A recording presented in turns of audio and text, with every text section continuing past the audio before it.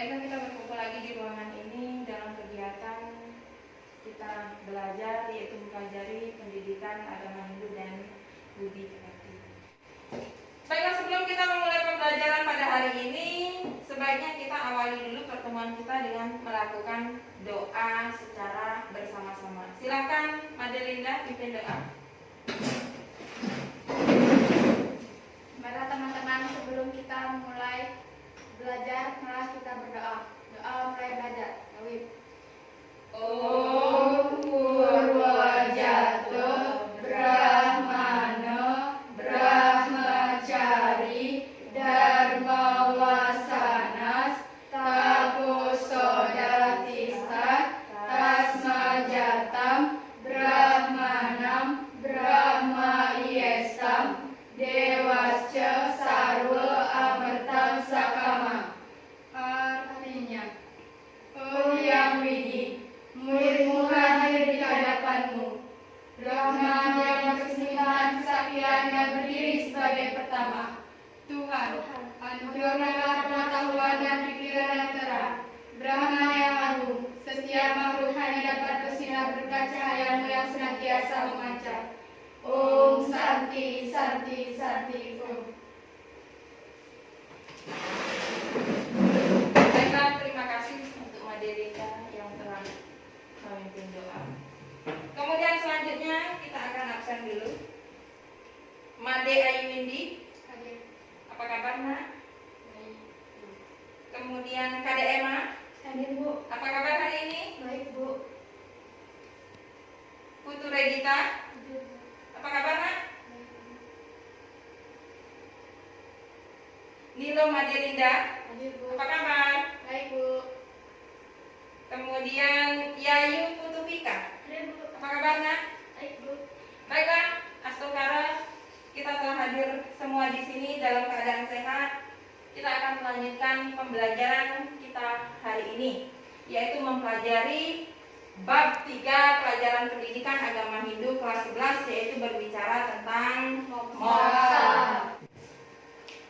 Baiklah, tapi sebelum kita memulai pembelajaran, Ibu mau mengajak kalian untuk memupuk rasa nasionalisme kalian dulu terhadap bangsa Indonesia ini, yaitu dengan menyanyikan lagu Indonesia Raya. Silahkan Madelinda pimpin untuk menyanyi lagu Indonesia Raya.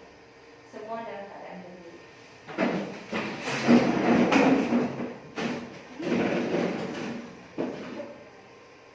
Hiduplah Indonesia Raya.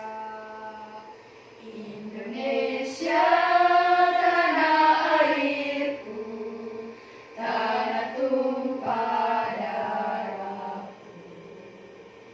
Di sanalah aku berdiri, jadi pandu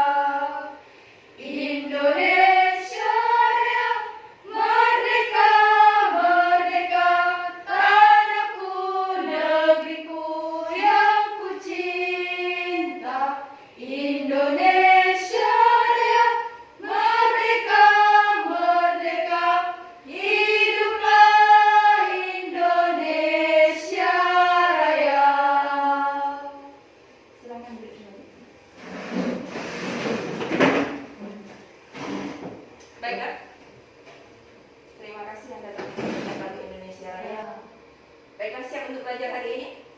Ya.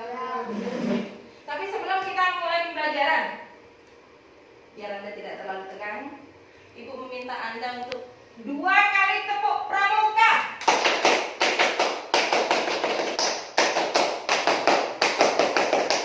Iya. Konsentrasi. Ya, konsentrasi. Baiklah, materi yang akan kita bahas hari ini yaitu materi tentang moksa. Ya. Materi tentang moksa. Tetapi sebelum kita memasuki materi tentang moksa yang akan kita bahas hari ini, Ibu mau mengingatkan kalian dulu tentang materi yang telah kita selesaikan pada minggu lalu. Apa judul materi yang kita selesaikan minggu lalu? Sejarah. Apa? Sejarah perkembangan Indonesia. Ya. Sejarah perkembangan agama Hindu. Ya. Kemudian dalam sejarah perkembangan agama Hindu di situ diuraikan bahwa ya, perkembangan agama Hindu yang pertama diawali dari negara India yang dibagi perkembangannya menjadi beberapa zaman. Zaman apa saja itu di situ? Yang pertama apa? Upanishad. Zaman Upanishad katanya. Terus Brahmana. zaman Brahmana. Satu lagi? Zaman Weda. Iya, zaman Weda. Dari ketiga zaman tersebut yang disebutkan tadi, mana yang duluan? Weda. Weda. Kemudian yang kedua apa? Brahmana. Brahmana. Yang ketiga? Upanishad. Iya.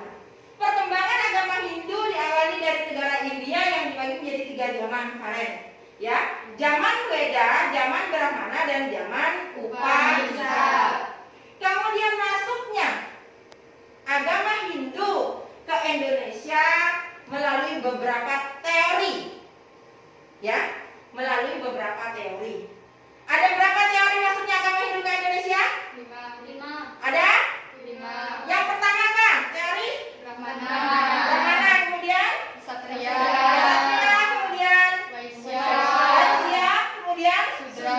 dan yang terakhir Asari. ya, 5 teori masuknya agama Hindu ke Indonesia.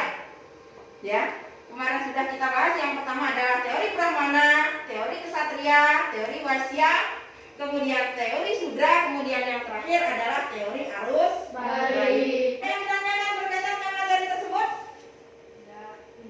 bisa dipahami? Bisa. Ya, baiklah. Materi yang akan kita bahas hari ini adalah materi tentang moksa. Materi yang akan kita bahas hari ini adalah memahami ajaran moksa. Adapun indikator yang akan kita selesaikan atau kita bahas pada hari ini adalah yang pertama, silakan Nak, baca Nak. Menjelaskan hakikat moksa. Kemudian yang kedua, Menjelaskan tindakan-tindakan iya, moksa. 2 indikator yang akan kita bahas hari ini tentang moksa. Yang pertama adalah menjelaskan hakikat moksa. Kemudian yang kedua adalah menjelaskan tentang tingkatan moksa. Kemudian adapun tujuan dari pembelajaran kita hari ini, yang pertama diharapkan setelah Anda menyelesaikan pembelajaran, anak-anak menyelesaikan pembelajaran, anak-anak diharapkan mampu memahami tentang pengertian moksa. Kemudian yang kedua, anak-anak diharapkan mampu memahami hakikat tentang moksa. Kemudian yang kedua, anak-anak diharapkan mampu memahami tingkatan moksa. Dan yang berikutnya, anak-anak mampu memahami jenis-jenis moksa. Itu beberapa hak atau tujuan dari kegiatan pembelajaran kita terkait dengan moksa pada hari ini. Tetapi sebelum kita terlalu jauh membahas tentang moksa, silahkan disimak dulu penjelasan sloka dari Begawan Gita berikut. Silakan dibaca Pak. Setelah menjadi satu dengan Brahma, jiwanya tentram, tiada duka, tiada nafsu, birahi, memandang semua makhluk insani sama, ia mencapai pengabdian kepadaku. Tersebut bahwa ketika kita telah mencapai moksa maka kita akan terbebas dari nafsu atau keinginan. Kemudian yang kedua ada yang bisa? Silakan kita. Ketika kita mencapai moksa, kita akan mampu memandang semua makhluk itu sama. Iya. Kemudian ada lagi yang bisa? Ya, silakan. Ketika mencapai moksa, kita akan tetap kembali pada Brahmana. Iya. Itu berkaitan sloka tersebut, maka di situ dapat diuraikan atau disimpulkan berkaitan dengan penjelasan sloka. Yang pertama adalah ketika dalam keadaan moksa, maka kita akan terbebas dari nafsu atau keinginan. Kemudian yang kedua, ketika kita mencapai moksa, maka kita akan memandang semua makhluk atau insan itu adalah sama. Kemudian yang ketiga, setelah mencapai moksa maka Atman itu akan menyatu dengan Brahman atau Tuhan yang Maha. Dasar dari pembelajaran kita hari ini adalah tentang konsep serada. Ya. Apa serada dalam agama Hindu? 5 keyakinan Hindu. 5 keyakinan agama Hindu. yang disebut dengan istilah Pancaserada. Ada yang bisa menyebutkan bagian-bagian dari Pancaserada? Ya, apa nak? Brahman, Atman, Punarbawa, Sarvapala, Moksa. Ya, pembagian dari serada dalam agama Hindu adalah Brahman, Atman, Karmapala, Punarbawa, dan Moksa. 5 keyakinan. Ya. Apa yang dimaksud dengan Brahman atau ini serada kita?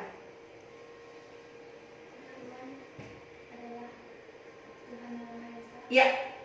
Percaya atau yakin terhadap Tuhan, adanya Tuhan yang Maha Esa. Kemudian Atman. Apa itu Atman? Ya. Percikan-percikan terkecil dari Sang Yang Widi. Ya. Atman adalah keyakinan terhadap percikan terkecil dari ide Sang Yang Widi yang memberikan kehidupan pada ciptaannya termasuk tubuh manusia. Kemudian yang ketiga, Karmapala. Hasil perbuatan. Ya. Hasil dari suatu perbuatan. Karmapala mengajarkan bahwa segala sesuatu yang kita lakukan di dunia ini akan selalu ada hasilnya yang disebut dengan pala. Kemudian yang berikutnya, Punarbawa. Apa maksudnya Punarbawa? Kelahiran kembali. Ya, kelahiran kembali atau reinkarnasi. Kemudian yang terakhir, moksa. Ya, moksa. Serada yang terakhir disebut dengan moksa, yaitu bersatunya Atman dengan Brahman. Silakan dibaca, Adelinda. Moksa berasal dari bahasa Sanskerta dari akar kata moks yang berarti membebaskan atau melepaskan. Moksa berarti terlepas atau terbebas dari ikatan maya sehingga menyatu dengan Brahman. Moksa adalah alamnya Brahman yang sangat gaib dan berada di luar batas pikiran manusia. Iya. Di situ dapat dijelaskan ada beberapa tentang pengertian moksa. Yang pertama adalah pengertian moksa secara etimologi. Bahwa kata moksa itu berasal dari bahasa apa? Iya. Dari asal kata apa? Akar kata apa? Mus. Yang memiliki arti Membebaskan atau melepaskan. membebaskan atau melepaskan. Kira-kira apa yang mau dibebaskan atau dilepaskan? Atma. Apa? Atma. Atman. Dari apa Atman itu harus dibebaskan atau dilepaskan? Dari keduniawian. Iya. Dari pengaruh keduniawian Dunia. atau kesenangan-kesenangan duniawi atau iya. Ingat ya, yang dibebaskan adalah atau dilepaskan adalah Atman. dari pengaruh Keduniawian. keduniawian. Kemudian yang berikutnya dapat dijelaskan moksa berarti terlepas terbebasnya ikatan maya sehingga menyatu dengan Brahman. Kemudian yang berikutnya moksa adalah alamnya Brahman yang sangat gaib, berada di luar batas pikiran manusia. Berkaitan dengan moksa ini, Anda bisa bayangkan ketika pada suatu hari ya pikiran Anda dalam keadaan tenang sekali, damai, tidak ada masalah apapun, ya, tidak ada keinginan apapun, tidak ada kekalutan apapun, santai, slow, ya, damai, merasa bahagia, tidak memikirkan apapun, tidak ada beban. Maka pada saat itulah bisa dikatakan Anda sedang mencapai tahap moksa, moksa atau ketenangan. Ya, ketenangan. Tidak ada unsur apapun yang mempengaruhi indria-indria Anda, terbebas dari Nah, itulah jadi berkaitan dengan moksa, yaitu kebebasan atau kelepasan, ya, kebebasan dari pengaruh maya atau ikatan-ikatan dunia. Kemudian yang berikutnya, ya, moksa. Moksa di sini memiliki beberapa istilah atau sebutan. Yang pertama apa, Nak? Jiwatman atau kebahagiaan rohani yang langgeng. Iya. Moksa juga disebut dengan Mukti. Apa yang disebut dengan mukti? Mencapai kebahagiaan jiwatman atau kebahagiaan rohani yang langgeng. Kebahagiaan jiwatman atau kebahagiaan rohani yang langgeng. Kemudian setelah mencapai moksa, maka Atman itu akan mengalami satchit Ananda. Apa yang dimaksud dengan istilah satchit ananda? Kebahagiaan, kebenaran, kesadaran yang abadi. Ya, kebahagiaan atau kebenaran atau kesadaran yang abadi itu yang akan dialami oleh Atman ketika telah mencapai yang disebut dengan moksa, yaitu Atman itu akan mengalami satchit ananda atau kebahagiaan yang abadi. Kemudian berbicara tentang moksa, ada beberapa usaha yang dapat dilakukan, usaha yang dapat ditempuh atau dilakukan dalam kehidupan sehari-hari untuk mencapai moksa. Yaitu yang pertama apa? Berperilaku baik. Berperilaku baik. Sudahkah berperilaku baik? Seperti apa yang dimaksud dengan perilaku yang baik? Menolong orang lain. Ya, menolong sesama. Kemudian sedekah. Ya, mempunyai. Kemudian mengerjakan tugas-tugas atau kewajiban-kewajiban yang telah diberikan. Ya. Kemudian yang kedua, berdana dunia, memberikan sedikit materi atau harta, ya, yang Anda miliki kepada orang lain yang membutuhkan. Harus dengan rasa Tulus ikhlas. Kemudian yang ketiga, Beriadah. ya, beriatnya. Ada berapa konsep yatnya dalam agama Hindu? 5. Disebut dengan Pancayatnya. apa saja? Dewayatnya, Sisyatnya, Fitrayatnya, Mutayatnya, Bukayatnya. Iya. Konsep yatnya dalam agama Hindu ada 5 yang bisa dilakukan, ya, yang disebut dengan pancayatnya. Dewa yatnya, resi yatnya, kemudian manusia yatnya, buta yatnya, dan fitra yatnya. Tadi pagi, ya, kita telah melaksanakan kegiatan sembahyang secara bersama-sama. Itu termasuk yatnya apa? Nitya, yang ditujukan kepada Sang Hyang Widi dan segala manifestasi. Nah, itu merupakan salah satu upaya yang telah dilakukan untuk mencapai moksa. Kamu sampai apa dilakukan? Bertirta Yatra. Apa namanya bertirta yatra? Berkunjung ke pura. Ya, berkunjung ke pura untuk mengadakan kegiatan persembahyangan. Itulah beberapa usaha yang dapat dilakukan untuk mencapai moksa dalam kehidupan sehari-hari. Yang pertama adalah dengan melakukan perilaku yang baik. yang baik. Kemudian menjalankan mengerjakan tugas. Kemudian memberi bantuan memberi bantuan pada orang yang membutuhkan dan lain sebagainya, masih banyak bisa dicari. Ya. Kemudian yang berikutnya berdarah punya. Apa yang maksud dengan berdarah punya? bersedekah, Ya, bersedekah, memberikan sedikit materi atau harta yang kita miliki kepada orang yang membutuhkan. Kemudian yang berikutnya yatnya ya, kiatnya apa yang bisa dilakukan? sembahyang, Sembahyang. Kemudian bantu orang tua, membantu orang tua, tua. Ada lagi yang lain? membersihkan pura, Ya, membersihkan pura atau tempat suci, dan yang lainnya banyak. Kemudian yang berikutnya bertirta yatra, yaitu melakukan perjalanan suci, mengadakan sembahyang ke tempat-tempat suci atau ke pura-pura, ya, atau disebut biasa dilakukan di pura Sadkayatan.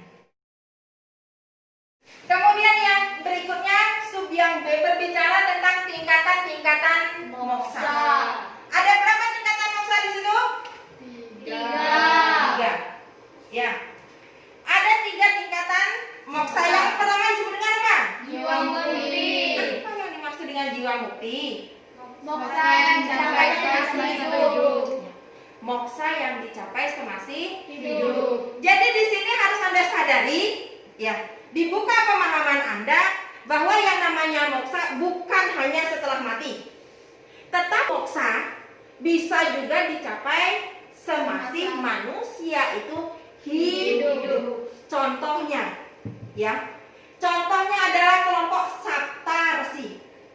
7 orang resi yang telah mampu mencapai kesucian sehingga dapat menerima wahyu suci Weda, ya, yang disebut dengan Sruti. 7 orang resi tersebut diantaranya adalah Drestamada, Wiswamitra, Atri, Baradwaja, Kanwa, Wasista, dan Wama Dewa. Telah mampu memiliki kesucian dari tapa dan beratana, mampu melepaskan ikatan diri dari dunia, ya, sehingga memiliki kesucian, mampu mendengar sabda yang disampaikan oleh Tuhan atau Ida Sang Yang Widi, yang sekarang kita kenal dengan konsep ajaran Weda. Itu. Tetapi yang namanya moksa semasih hidup ini sifatnya hanya sementara atau terbatas. Ketika para resi tersebut kembali dari pertapaannya, ya, selesai melakukan pertapaannya, kembali ke kehidupan masyarakat, di mana lingkungan keluarga dan masyarakat berbaru lagi, maka moksanya hilang. Emosionalnya akan kembali lagi, ya. Nah, itu yang disebut dengan jiwa mukti. Apa jiwa mukti tadi? Moksa yang dicapai semasa hidup. Iya. Contoh yang telah mampu mencapai moksa? Sabta resi. Kemudian yang kedua, apa yang dimaksud dengan wideha mukti? Ya, di mana? Atman telah meninggal, tetapi roh yang bersangkutan masih yang hanya Ini setingkat dewa. Ya, para dewa itu masih hidup, ya, tetapi mampu memiliki kesucian seperti Tuhan atau Ida Sang Yang Widi. Itulah yang disebut dengan wideha mukti. Kemudian yang ketiga, Purnamukti. apa yang dimaksud dengan purnamukti? Tingkat kebebasan yang paling sempurna yang dilakukan dengan Rahman. Ya, tingkat kebebasan yang paling sempurna, tingkat kebebasan paling tinggi tingkatannya, yaitu Atman itu mampu menyatu dengan sempurna kepada Brahman atau Ida Sang Yang Widi. Nah, itu 3 tingkatan moksa. Baiklah, itu tadi pembagian tentang tingkatan moksa. Sampai di situ ada yang ditanyakan? Bu, Ya, Linda? saya mau tanya. Kan katanya jiwa Jiwa mukti itu moksa yang dicapai semasa hidup. Terus bagaimana cara atau langkah-langkah yang kita lakukan untuk mencapai moksa yang dicapai semasa hidup itu? Baiklah, Linda bertanya, apakah usaha atau langkah-langkah yang dapat dilakukan untuk mencapai moksa semasa hidup? Ada yang bisa jawab? Ada yang bisa bantu? Ayu, silakan. Berjapa. Ya, Ayu mengatakan berjapa. Kemudian ada yang lain? Bersemedi. Ya. Gita mengatakan bersemedi. Ada lagi yang lain? Dengan cara melakukan yoga. Ya, melakukan yoga. Berjapa, kemudian bersemedi, melakukan yoga. Ada lagi yang lain? Tidak ada? Baiklah. Itu tadi seperti yang telah disebutkan oleh kawan-kawan kalian, berkaitan dengan upaya usaha yang dapat dilakukan untuk mencapai moksa semasa hidup. Usaha untuk mencapai moksa semasa hidup yang dapat dilakukan yaitu dengan cara tekun, melakukan japa, mengucapkan mantra-mantra suci secara tekun dan teratur.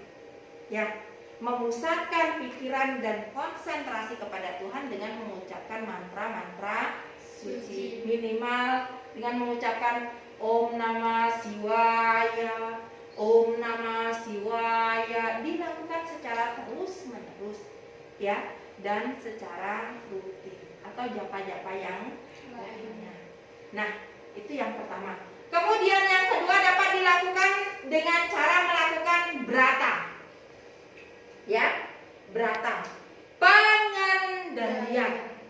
Pengendalian dalam ajaran yoga kemarin kita telah banyak membahas pengendalian, yaitu pengendalian dari segi jasmani yang disebut dengan yama dan pengendalian dari segi rohani yang disebut dengan niyama. Nah, itu pengendalian dari segi jasmani.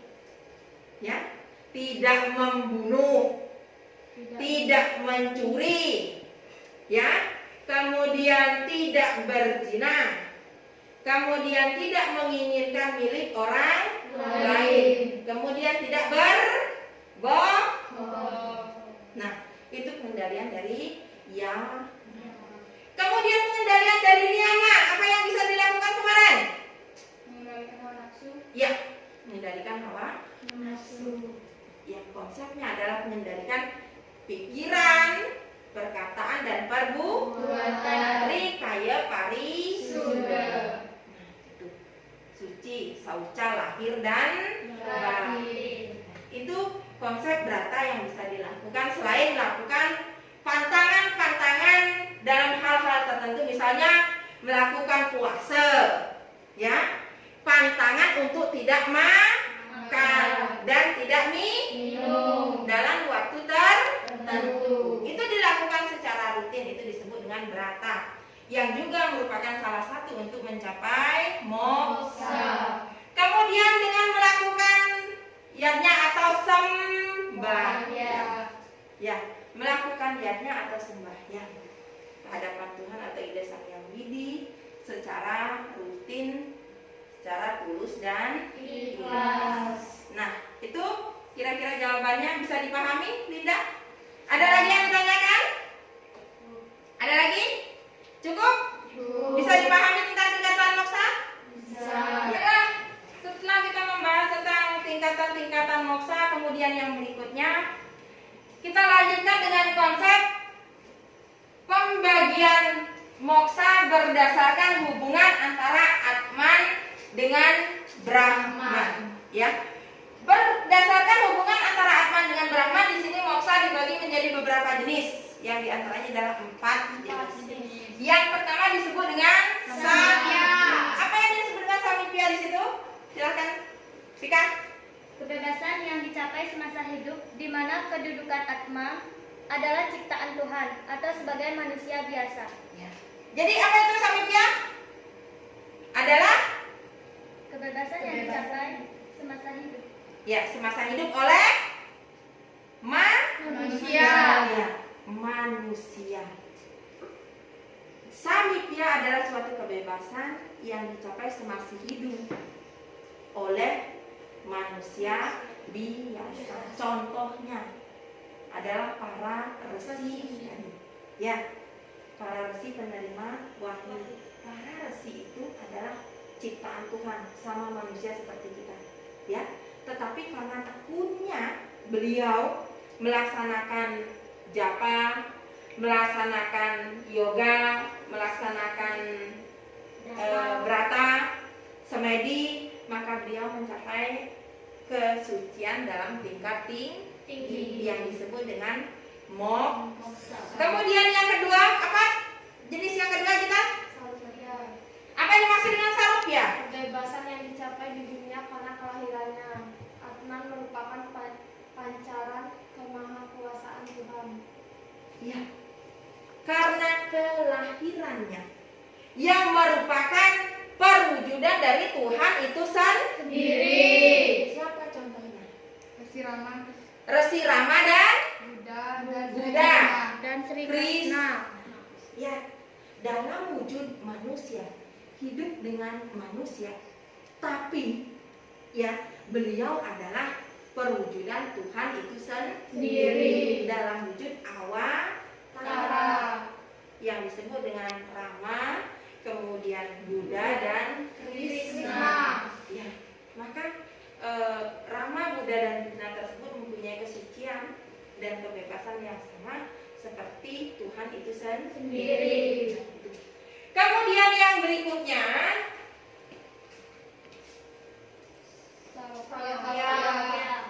apa yang dimaksud dengan salopya?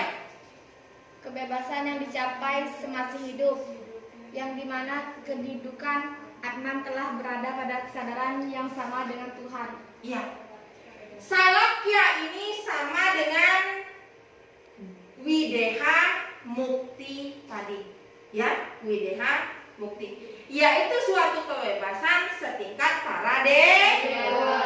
Ya. Kalau tadi samipya sarupya sama dengan jiwa mukti.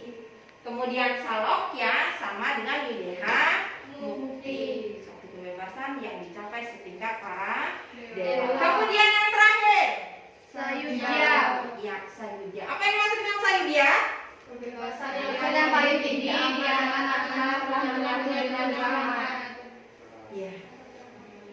Kebebasan yang paling tertinggi, ya, yaitu telah bersatunya dengan sempurna antara Atman dengan Brahman.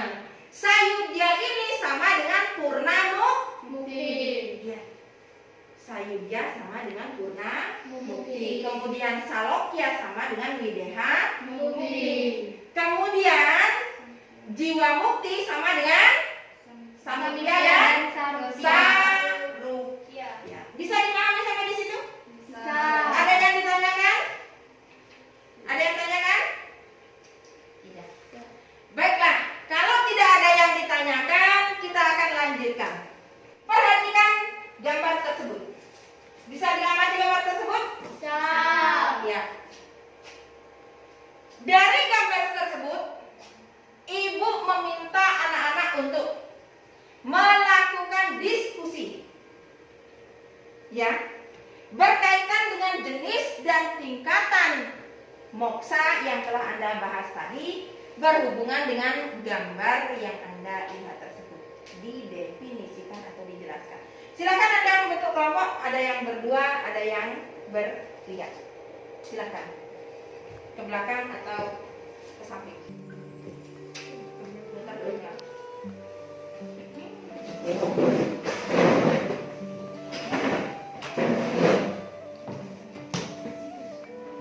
Silakan yang dibahas, silakan Anda diskusikan gambar 1 berkaitan dengan tingkatan moksa dan jenis moksa.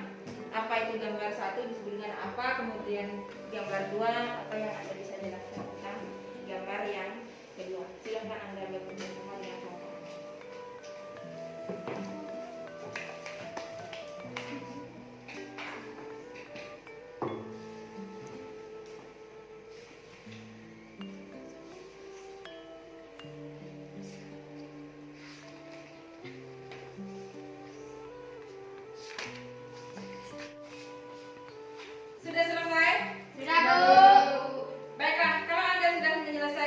diskusi Anda, Ibu meminta Anda untuk mempresentasikan hasil diskusi Anda di depan perwakilan satu orang kelompok untuk membacakan hasil diskusi. Silakan diawali dengan kelompok kita dulu.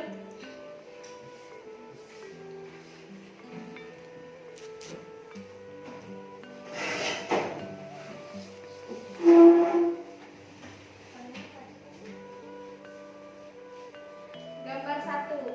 Menjelaskan seorang besi ciptaan Tuhan dalam wujud manusia.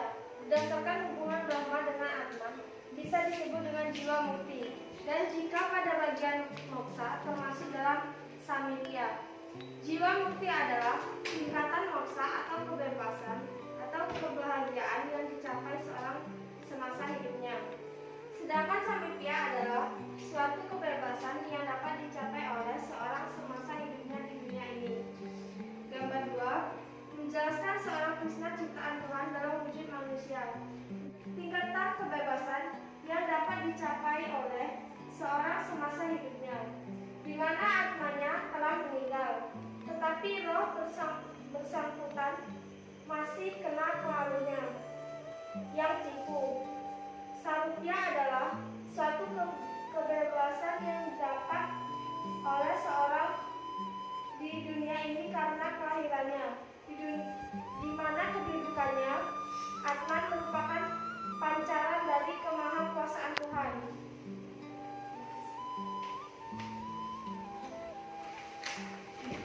Baiklah, tadi kelompok 1 telah menjelaskan pemaparan hasil diskusinya.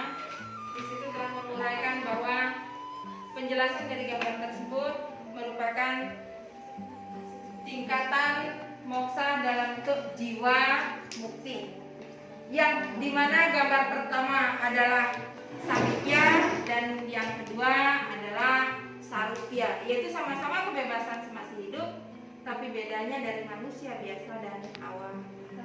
Kemudian silakan kelompok 2, Ayu menyampaikan hasil diskusinya.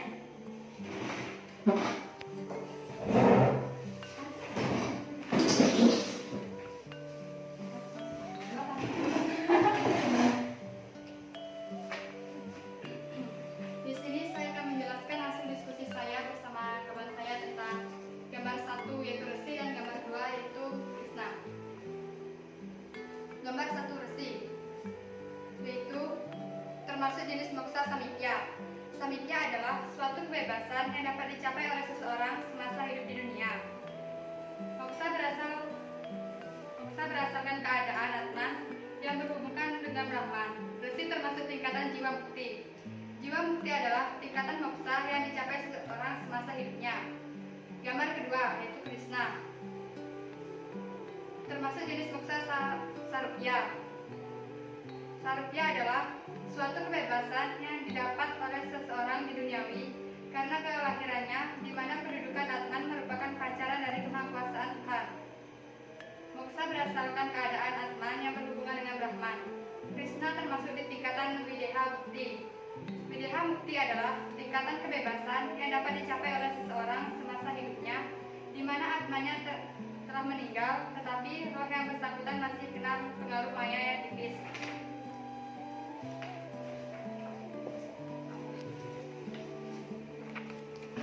Baiklah, terima kasih Ayu telah memaparkan hasil diskusinya. Demikian tadi telah dapat Anda simak pemaparan hasil diskusi berkaitan dengan permasalahan gambar yang telah ditayangkan berkaitan dengan tingkatan moksa. Kedua konsep gambar tersebut merupakan moksa dalam tingkat jiwa mukti. Yang membedakan adalah jenisnya. Ya, gambar yang pertama adalah jenis moksa dalam bentuk besi, ya, dalam bentuk sarupya. Sarupya. Ya. Sarupya. Ya. Samidya, yaitu dalam konsep manusia biasa. Kemudian yang kedua, sarupya, yaitu konsep awatara atau Tuhan itu sendiri. Baiklah, sampai di situ materi kita. Ada yang ditanyakan? yang ditanyakan? Tidak ada. Yang ditanyakan, mari kita simpulkan materi yang telah kita bahas tadi secara bersama-sama. Yang pertama tadi kita bahas adalah pengertian moksa. Apa itu pengertian moksa? Moksa berasal dari kata bentuk berbentuk yang berarti membebaskan atau melepaskan. Iya. Moksa berasal dari bahasa Sanskerta.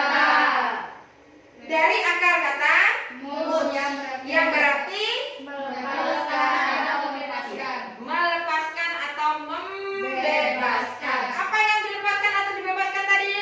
Roh. Roh atau Atma. dari Ikatan keduniawian. ikatan keduniawian atau pengaruh Maya. Moksa juga disebut dengan istilah bersatunya Atman dengan Brahman. bersatunya Atman dengan Brahman. Brahman. Kemudian istilah atau sebutan lain tentang moksa. Apa tadi? Mukti. Mukti. Apa yang disebut dengan mukti? Mencapai kebahagiaan jiwatman atau kebahagiaan rohani yang langgeng. Iya. Mencapai kebahagiaan atau rohani yang langgeng. Kemudian, apabila Atman telah mencapai moksa, maka disebut akan mengalami konsep Satchit Ananda. Apa yang dimaksud dengan Satchit Ananda? Kebahagiaan, kebenaran, kesadaran yang abadi. Iya, kebahagiaan kesadaran yang abadi.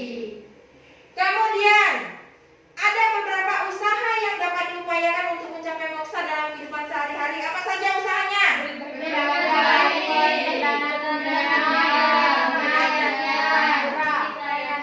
Iya, berperilaku baik, dana punya, beryatnya dan melaksanakan Tirta Yatra.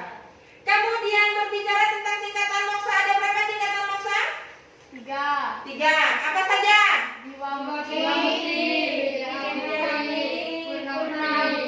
Apa yang dimaksud dengan jiwa mukti? Adalah tingkatan moksa atau kebahagiaan yang dapat dicapai seorang semasa hidup. Iya. Kebebasan semasih Hidup. Apa yang dimaksud dengan purna mukti? Tingkatan kebebasan yang paling sempurna. Ya, tingkat kebebasan yang paling sempurna. Jika ditinjau dari hubungan antara Atma dengan Brahman, moksa dibagi menjadi berapa kelompok tadi jenisnya? 4. Apa saja?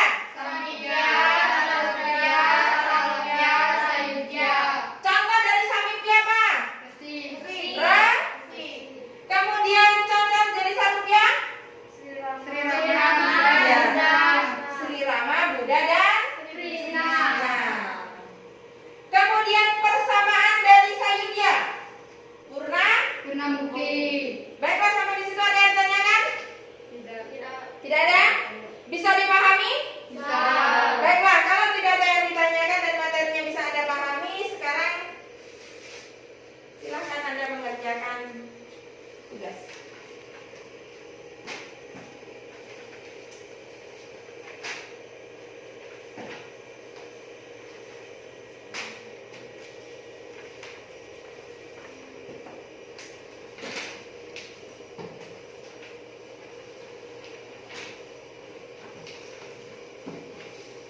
Silakan anak-anak kerjakan tugas tersebut berkaitan materi yang telah kita bahas tadi. Yang pertama, jangan lupa dengan menulis nama dan kelas anak-anak masing-masing.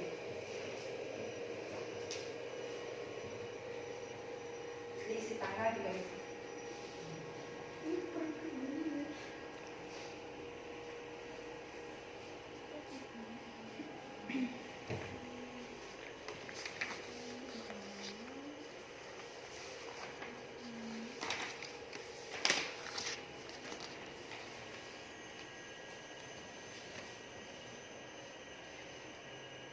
Sudah selesai tugasnya?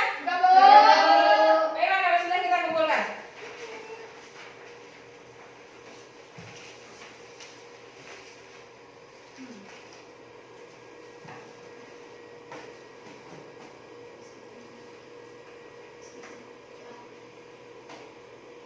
Baiklah, dengan selesainya Anda mengerjakan tugas berkaitan dengan moksa tadi, berarti selesai sudah pembelajaran kita hari ini. Tidak lupa Ibu mengingatkan, tetaplah untuk selalu jaga kesehatan di masa pandemi ini. Selalu ikutilah protokol kesehatan. Pada minggu yang akan datang, kita akan membahas tentang materi jalan untuk mencapai moksa. Berkaitan dengan materi jalan untuk mencapai moksa, silakan Anda bisa baca dulu buku paket atau Anda bisa cari materi di media Google dan di video pembelajaran YouTube. Baiklah, sebelum kita pulang, sebaiknya kita tutup dulu kegiatan kita dengan melaksanakan doa secara bersama-sama. Silakan Maria Linda.